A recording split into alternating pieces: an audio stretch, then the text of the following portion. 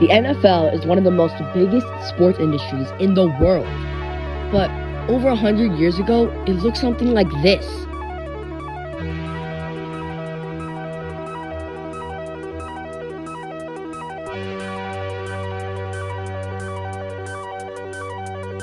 So, how did we get here? The National Football League spirals to success.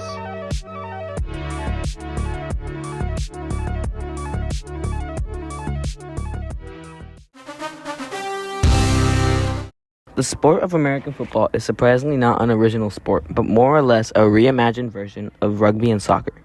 Shortly after the Civil War, America is in shambles, and the first iteration of football is created and introduced to colleges like Princeton and other elite schools at the time. The version they played took much inspiration from rugby and was almost an identical copy of the sport. The rules Princeton made involved a 25-player team, but the College of Rutgers created their own rules of the sport that took more inspiration from the game of soccer. And on November 6, 1869, the first football game was played. And it was more like a glorified soccer match than a modern football game.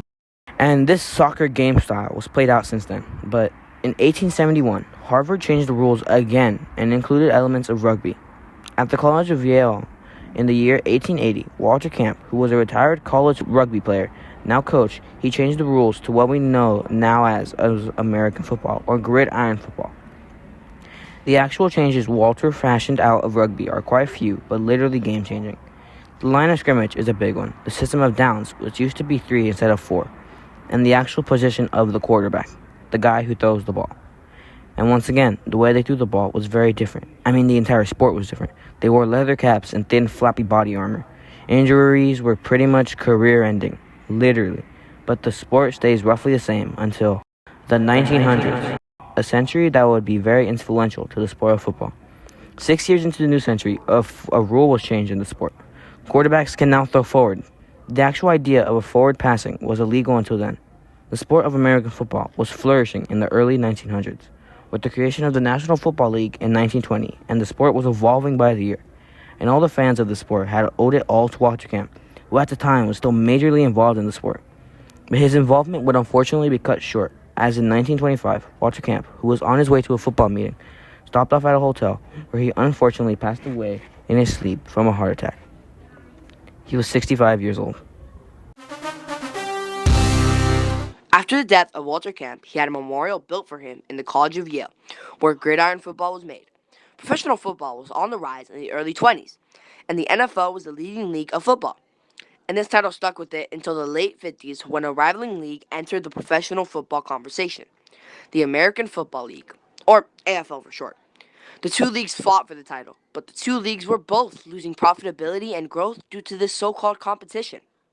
And in the 60s, a proposition was made by Pete Rozelle, an NFL commissioner who was one of the main reasons for the NFL's success.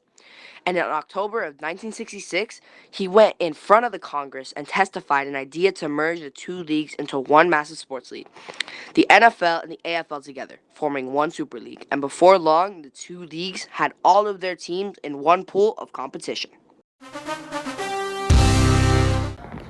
After the merge of the AFL and NFL, the first merged season was played. During the season, the announcement of a championship game was revealed, the NFC and AFC championship game, or as most of us know, the Super Bowl. The season played out as usual, 3 months of regular season and then one final month of the best in the playoffs, where each team only had one life, meaning losing a single game means you're eliminated. At the end of the playoffs, the last two teams are to play in the Super Bowl. In this season, it was the Green Bay Packers versus the Kansas City Chiefs. Green Bay won and took home the first Super Bowl victory with a final score of 35-10. After the first Super Bowl, the sport stayed roughly the same. A few new teams there and other teams here. As of the modern day, the NFL is over 100 years old and have played more than 100 seasons. Today, American football is considered to be one of the most successful sports in all of history. The evolution of the sport has increased the popularity and fame of the sport by miles, being one of the many sports playable at every level of age, and is one of the most efficient economic boosting creations in American history. The NFL is a sport that came to life from a retired rugby player and became one of the most well-known sports in mankind. The legacy and history of the sport is rich with interesting facts. The National Football League is bound to success.